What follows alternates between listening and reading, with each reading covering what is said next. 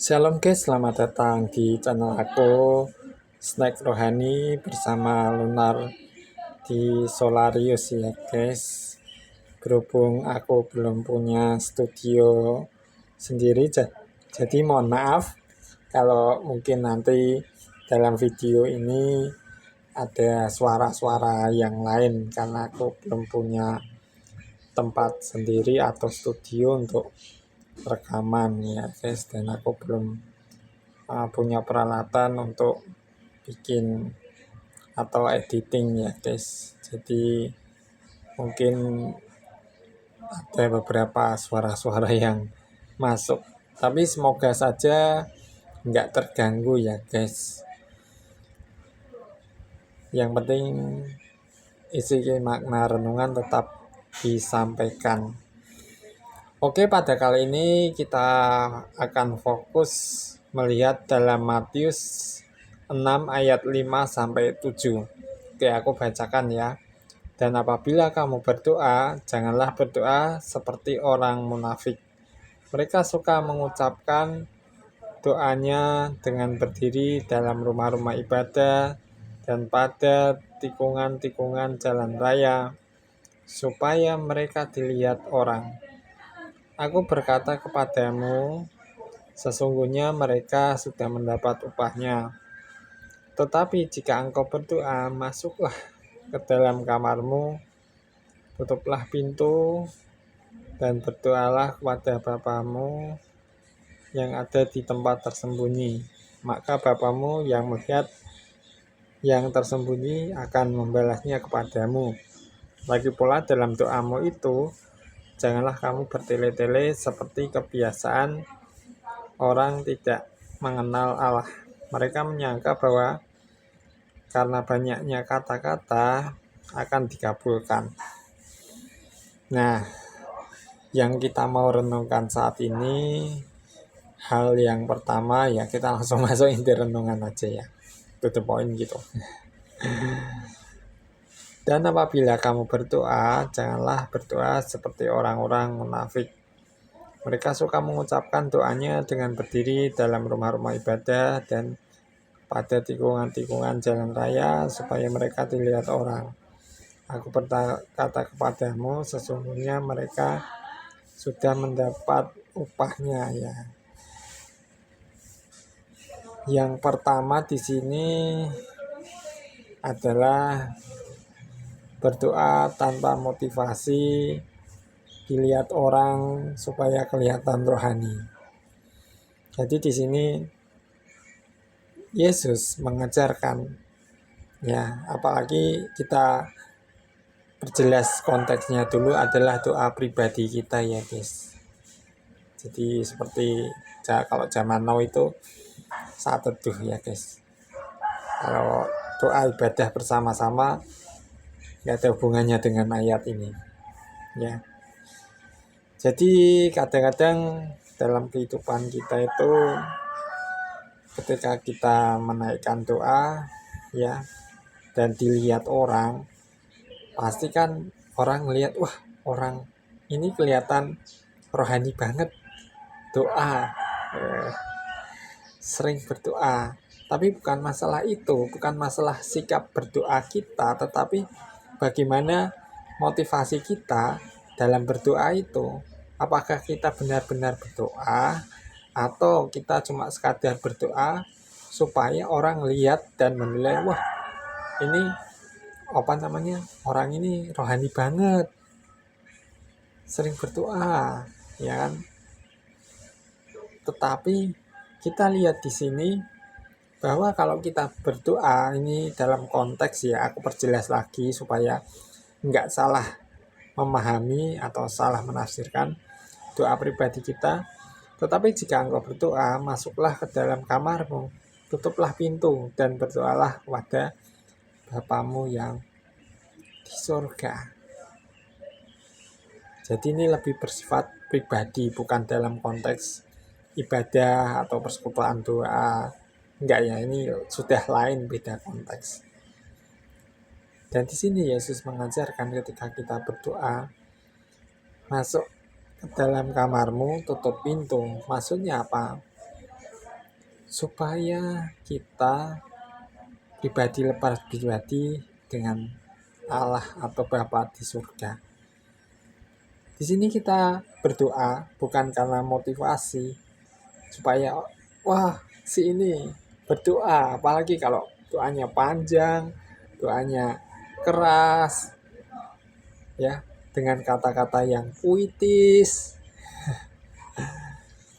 Karena lagi pula dalam doamu itu janganlah bertele-tele seperti kebiasaan orang yang tidak mengenal Allah. Malah di sini dikatakan kalau kita doa itu jangan bertele-tele seperti orang yang tidak mengenal Allah.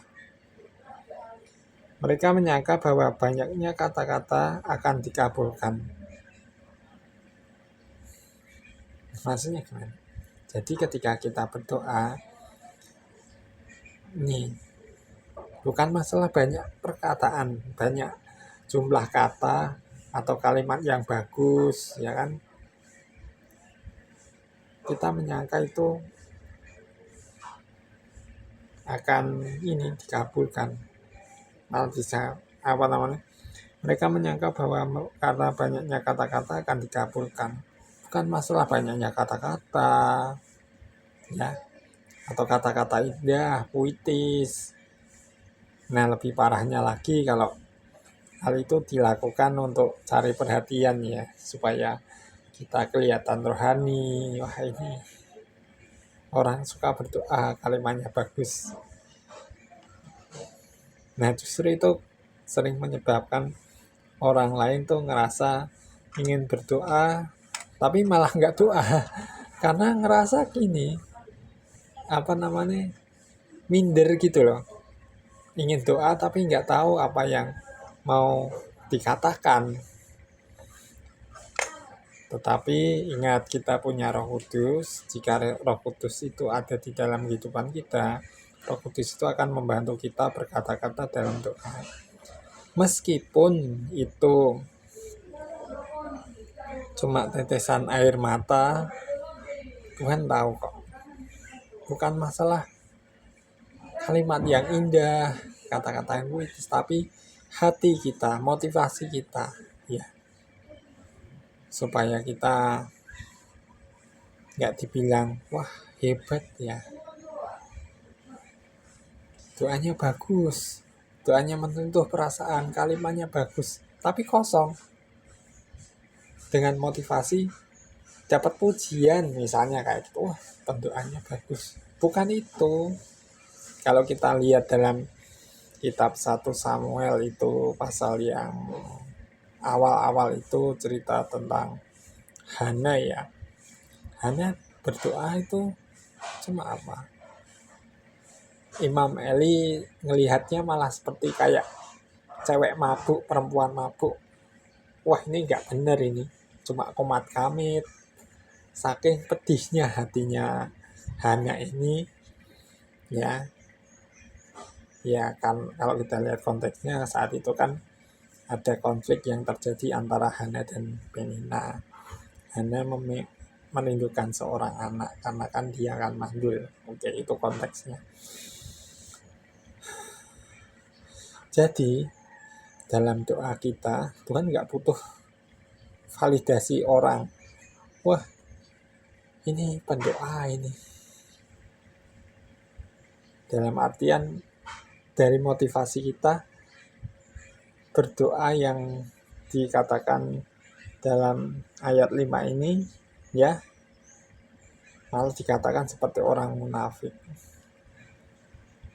Dia berdoa di tempat umum supaya, ya perhatikan ya, supaya dapat pujian orang.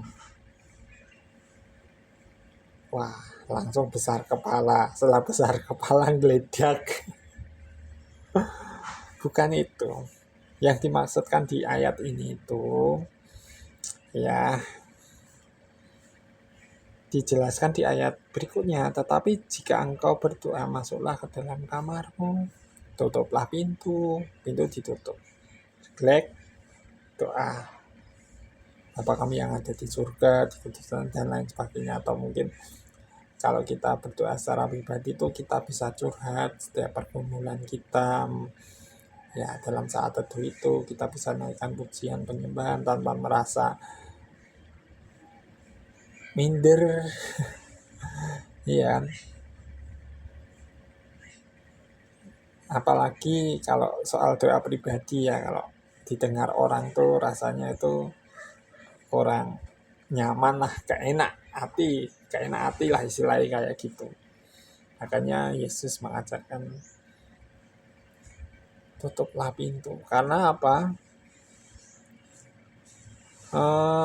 Berdoalah kepada Bapamu yang ada di tempat tersembunyi, maka Bapamu yang melihat yang tersembunyi akan membalasnya kepada kamu. Tuhan sebenarnya tahu, tetapi Tuhan menginginkan ada komunikasi, ada relasi yang intim dengan Tuhan. Secara pribadi lepas pribadi lah, personal to personal. Dan ingat, motivasi doa kita adalah bagaimana relasi kita dengan Tuhan. Bukan kita mendapat pujian seperti ini kan cari perhatian ya. Apalagi kalau dengan kalimat yang panjang, kalimat yang bagus. Kadang karena beratnya pergumulan pun seperti kisah Hana dalam kitab 1 Samuel itu kan ya cuma komat kamit dan menangis sampai disangka kamu mabuk ya. Bahkan yang bilang itu imam loh guys. Bukan orang sembarangan, imam loh, imam di Silo, Imam Eli.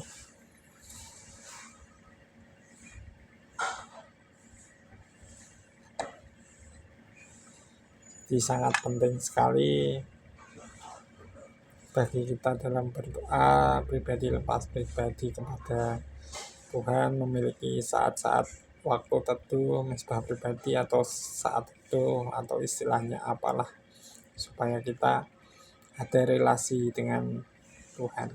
Dan paling penting juga dalam saat itu kita juga membaca, merenungkan firman Tuhan, dan lebih penting adalah melakukan firman Tuhan itu yang penting. Tapi kita ngomong-ngomong ini tentang doa, bagaimana berdoa yang semestinya. Yang pertama, berdoa tanpa motivasi dapat pujian dari orang ya guys. Nah, kita berdoa ya berdoa maka. Dan juga kedua, kita milikilah waktu pribadi pada Tuhan. Ya di kamar ditutup kita berdoa, entah kita mau nangis, entah kita mau mengekspresikan ungkapan hati kita kepada Tuhan, bebas kok. Yang ketiga, meskipun kalimat doa kita nggak bagus, nggak apa-apa, Tuhan tahu kedalaman hati kita kok. Bahkan dalam doa pun kita menangis, Tuhan tahu bahasa air mata kita. Tuhan mengerti, Tuhan peduli. Ya. Ini bukan berarti kalau kita berdoa dengan kalimat bagus itu salah ya. Cuma kalau kita lihat teks ini lagi pula, dalam doamu itu janganlah kamu bertele-tele. Kadang ya langsung tuh the point aja, nggak usah ini. Yang pasti dalam aspek doa itu nanti akan kita bahas di video selanjutnya mengenai doa Bapa Kami. Di situ ada aspek-aspek doa apa yang kita bisa pelajari ketika kita berdoa secara pribadi dengan Tuhan. Dan ini jelas aku tegaskan beda dengan doa di persekutuan atau ibadahnya, beda konteks. Ini lebih bersifat personal ya. Kalau misalnya dalam ibadah kita diminta doa, ya berdoa aja, enggak apa-apa, meskipun kalimat sederhana. Enggak usah merasa minder kalau ditunjuk doa terus ngerasa enggak bisa doa dalam artian menyusun kalimat puitis atau kalimat yang bagus. Enggak, cukup sederhana pun Tuhan tahu kok. Nggak usah ngerasa minder. Karena seringkali yang bikin minder itu orang-orang yang disebutkan di sini.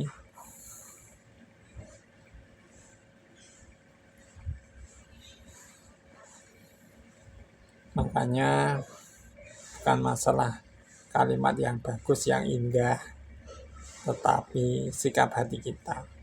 Kita tetap berdoa meskipun kalimatnya sederhana. Aku pun juga terlibat dalam menara doa Kota Madiun. Ya, itu ketika aku mendapat bagian doa, pokok doa yang aku doakan ya sesuai dengan inti doa aja. Dan aku memang bukan pujangga yang bisa merangkai kata yang bagus buat Tuhan.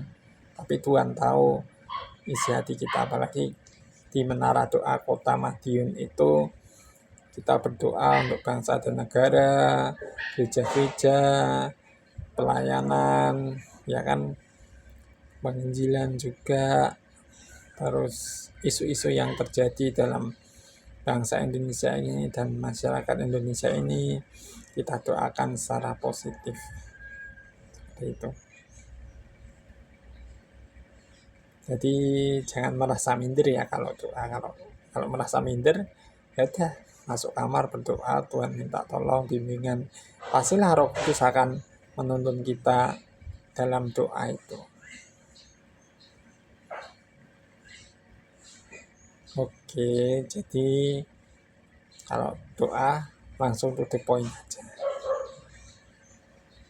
Nanti seperti aku katakan tadi, kita akan sedikit merenungkan tentang doa Bapa Kami, aspek-aspek apa yang ada di dalamnya. Oke guys, kira-kira segitu dulu aja video renungan yang sederhana ini. Yang masih belum begitu bagus juga sih. Makanya mohon dalam doa, aku sendiri ya juga tetap berdoa dan berusaha sih untuk membuat studio di mana aku bisa membuat video, konten-konten yang lebih bagus tapi tidak mengurangi kualitas. Dan rencananya aku bikin podcast rohani ya, untuk memberkati kita semua. Oke, aku juga mengucapkan terima kasih kepada para donatur yang mendukung pelayanan channel ini. Berkat kalian channel ini terus berbagi berkat renungan ya. Tuhan membalaskan dan Tuhan memberkati kalian semuanya para donatur, dan terus dukung dalam doa untuk pergumulan membeli peralatan konten, serta tadi aku bilang bikin studio untuk bikin konten. Bikin studio untuk bikin konten. Istilahnya ya memang kerjaanku gitu sih, jadi konten kreator.